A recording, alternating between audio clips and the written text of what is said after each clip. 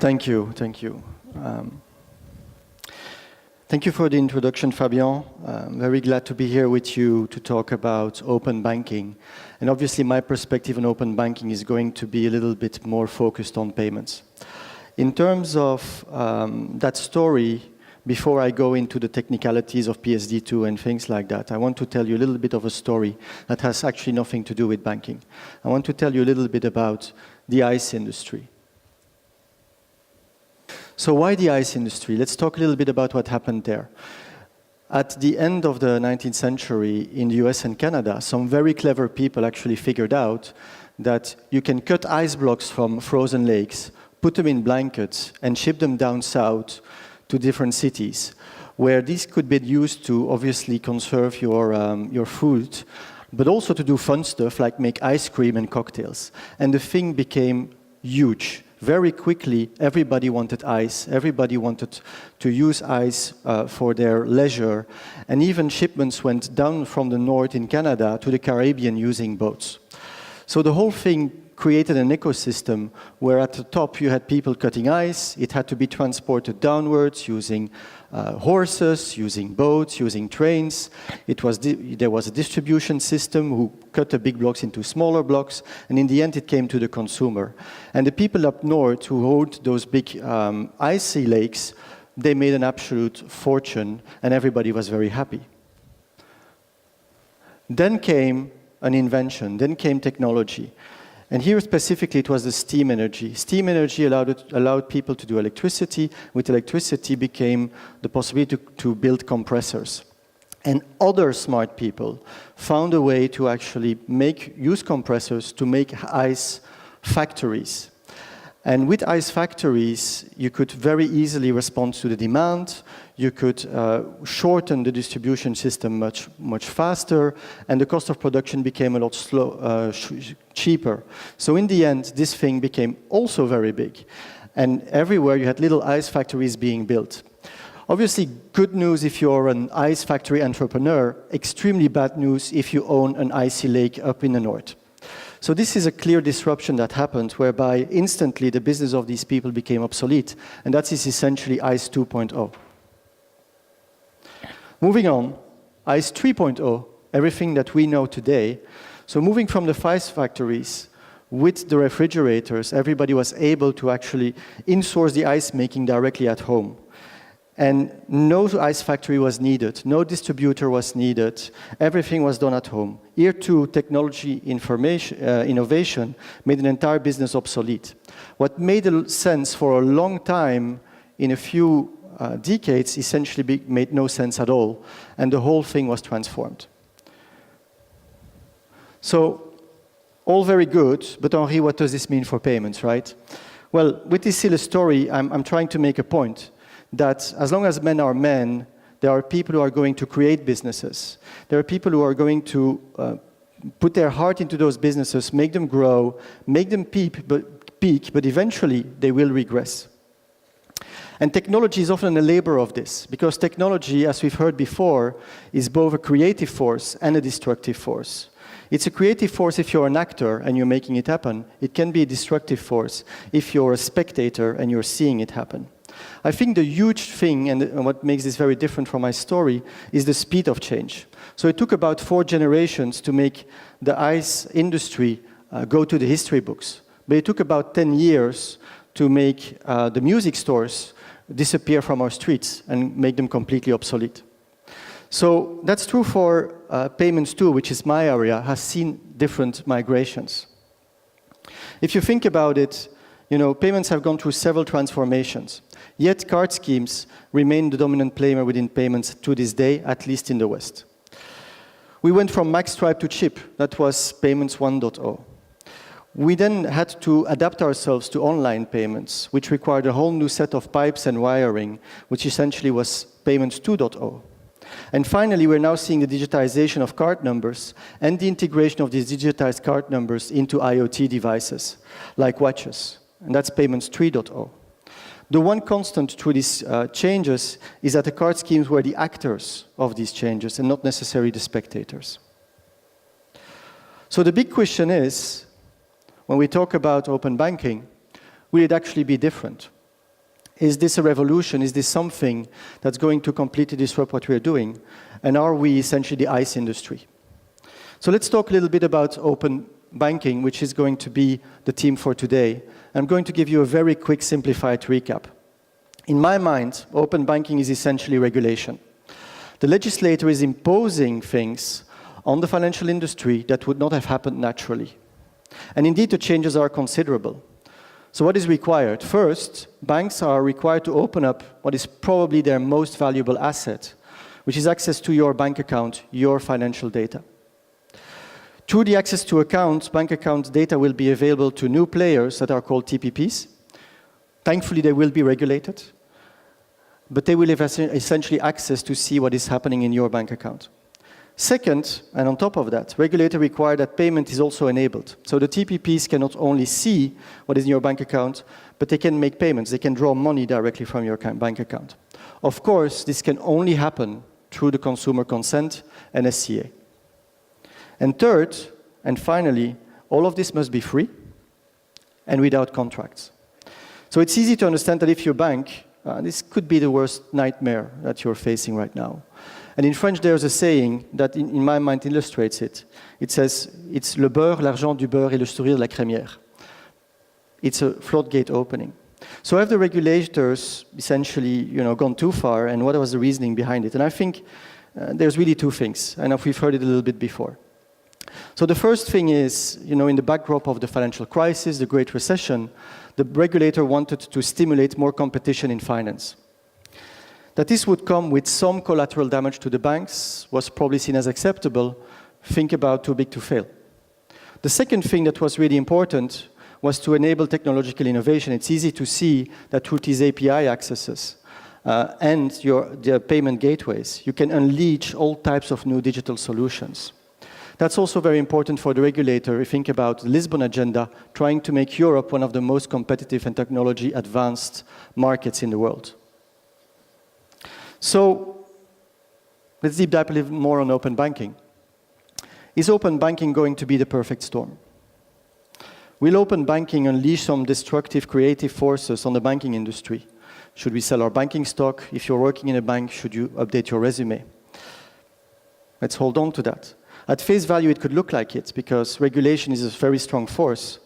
But the key in my mind is that it happens and is accelerated in the backdrop of two other forces that are really important. So let's start with regulation. Open banking regulation is opening key assets of the banks to third parties, while at the same time increasing the cost of being a bank. Indeed, as a bank, you need to comply, and this without compensation. At the same time, heavy regulation curtails the bank's capability of innovating efficiently. The second force is digitization and the reduction of barriers of entry. So it used to be reasonably comfortable to be a bank, because essentially what you needed was access to people and their deposits. The way you did that was through your retail network. And the force of your retail network was essentially one of your largest assets, because that's how you got to your deposits. All of it has obviously changed. A study in the US and Canada has shown that 2/3 of the Generation Z, those are the 18 and 21 years old, use their mobile phone banking application at least once every week. My question is, okay, how many of those actually went to the branch? So asking the question is answering it. Obviously none did. And this shift is really reducing the barriers of entry. The final force, and in my mind the most important one, is changing consumer expectations. Technology and innovation has lifted the view that consumers have on convenience and security. This requires significant investments for anybody who wants to play. And indeed, to be there with the tech leaders requires everybody in the marketplace to invest. We see already today that smaller banks are somewhat of a disadvantage and struggle with that. But it is important for them to keep up, because consumers will make their judgments based on that. So who will benefit? No surprises, fintech. Fintech players will look at one piece of the ecosystem and make it better. They will look at one problem, solve it in a really, really smart way. A good example of that is what happened to the consumer lending industry in Sweden. In 2003, this market was essentially owned by banks. Specialized lenders only had 23% of the market. In 2016, it was 58% of the market that was owned by specialized lenders, often servicing their consumers directly through the internet. So think about Klarna and Norwegian Bank. With their technology proposition, they captivated the consumer's attention, and they moved close to a quarter of the market in little than 10 years. Clearly, disruption happening in a very short period of time. Next is the obvious suspects, the GAFA. And indeed, GAFA could be integrating banking as a new industry, essentially relaying some of the service providers as dumb pipes. That could be a little bit scary because you could imagine that you could essentially get an account with Amazon Bank. They then use some AI technology behind it to tender out your deposits to different providers. And they will obviously go for the one that's the cheapest, the fastest to integrate. You as a consumer, you see nothing of that. It's a real game changer. Merchants is also somebody that we should think about. They could request access to your bank account to enable mostly payments. This would save them on banking and scheme commissions. And here I make a real difference between the technology natives and the more classic retail. Clearly, technology natives have a leg up. For them, it will be much easier to deal with this new world. Last but not least, and I've put them in red, is the banks. Because we often forget about them. But they can truly seize the opportunity as they have the highest leverage in this game. They know finance, risk, compliance, regulation. They own the consumer base today. And they have the capital. On top of that, they now have access to their competitors' data. Clearly, they can go on the offensive. Indeed, the first one to use the open banking use cases have been the banks, integrating their competing bank data into their own banking apps. And I do believe banks have a huge role to play and can truly seize this opportunity. So lots of changes that we expect to happen, but truly today, we're not there yet. So far, we've seen some examples of booms where solutions have really caught on with consumers. But these things are pretty slow to happen. And actually, it has never been easier to change bank. In Belgium, since the beginning of the year, you don't need to give your IBAN number to utilities when you change bank. This is supposed to happen automatically. Yet, since the beginning of the years, only 50,000 consumers have changed bank. So there's a real inertia here, and there's a real difficulty to get consumers to move. And that is true for payments too. Let's talk a little bit and go a little bit deeper into that. Because for the fintechs among you, I think it's interesting to know, what is needed to win into payments. And in my mind, there's essentially 4 things. It's trust, it's ease of use, it's relevance, and it's value to the consumer. Let's start with trust. Trust, in my mind, is often strongly underestimated. For an ecosystem to flourish, the consumer needs to have confidence in every part of that ecosystem. And the question is, will the consumer trust these new propositions? And if he does, how many will actually accept? Will it be 1? Will it be 5? Fraud issues in one part can easily create a bad perception for the entire open banking ecosystem. So trust bolted in a solid base of security is, in my view, table stakes. Without trust, there will be no open banking. Next is ease of use. Consumers will choose for what is the easiest, the fastest, and the most user-friendly. They will go to what is familiar to them. Because, I'm going to tell you a secret. As a consumer, you generally don't care about payments. What you want is that it's easy, it's safe, it's secure, and it happens in the background, almost invisibly. So we in the payment industry were very focused on that. Counting screens, making sure that the authentication happens as fast and as easy as possible. Pre-population of fields, avoiding entry of credentials. All of these are really important in that matter and our attention point. Moving on to the next one, which is relevance. Also an important one. So payments are subject to the economics of networks. These define that the value of a proposition for two separate groups depends on the penetration within the other group. Very complicated way of saying you have a chicken and egg problem. Essentially, your proposition as a merchant, a payment proposition to a merchant, only has sense if there's a broad consumer base. And as a consumer, your payment proposition only makes sense if you can use it with many merchants. Yet, building acceptance can be very expensive. That's also true for consumer recruitment. Let's talk about some examples. In some cases, when you have many, many users, your reach reaches very far. This picture was taken at the Brussels airport, where Chinese tourists can pay with Alipay. Alipay has about 100 million daily active users. So it's easy to see the attractiveness for merchants. By the way, Alipay, in terms of volume, monetary value over their network today, is bigger than Mastercard globally. So you can see that it works for them. But things can change. And if your equation doesn't work properly, if the price relevance equation doesn't work properly, sometimes things can change for you. And that's something to take into account. Finally, and also very important, is value to the consumer. So I have a question for you. So what in your mind is the most used payment app in the US? And if anybody said Apple Pay, you actually got it wrong. The most used payment app in the US is this one. It's Starbucks. A quarter of the smartphone users will make an in-store payment in the US this year, yet 40% of them will use it with this app, the Starbucks mobile payment app. So why do Americans do that? Do they do it because it's faster, it's simpler? No, it's not. It's actually more complicated and slower, but it attracted the consumer. The consumer saw a benefit into it because if you pay with a phone, you can actually earn credits towards future purchases. And it works because the mobile order and pay system accounted for 12% of the total payments of Starbucks in the US. The key thing here, and my message to you that you should remember, is that it's not about technology. It's actually about changing consumer behavior. And that's what you have to focus on.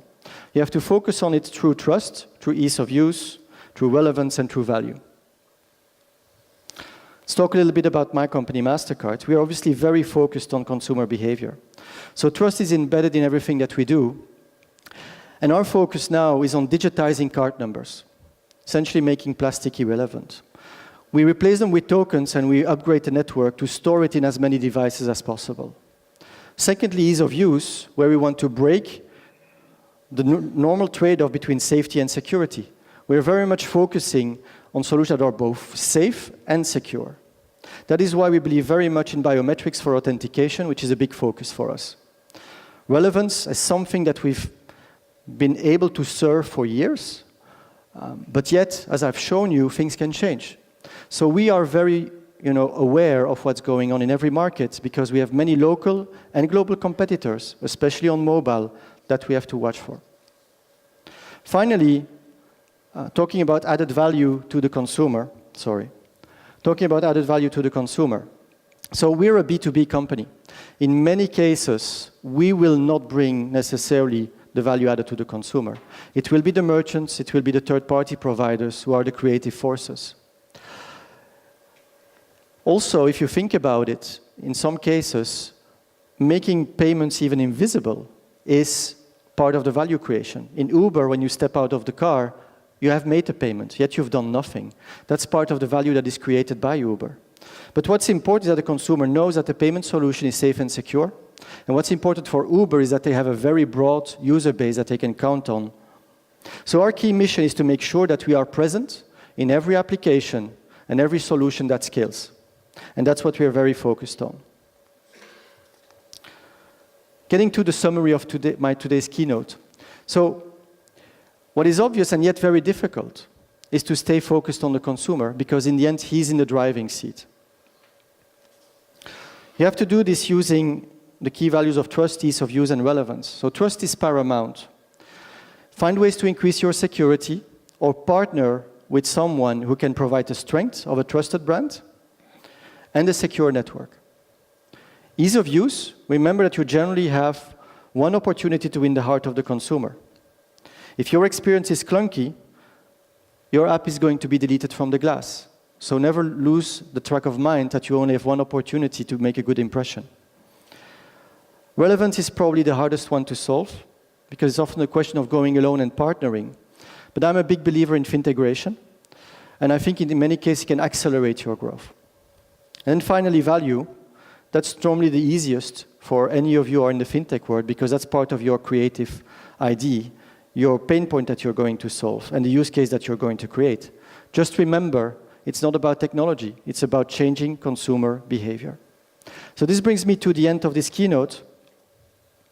I hope I've been able to give you some pointers on what's important to scale into payments. I see a very bright future in front of us, both in finance and technology, and I'm very interested to walk that road with you. I want to thank our partners at B-HIVE for giving me the opportunity to speak here today, and I thank you for your indulgence. Have a great day at Digital Finance Europe.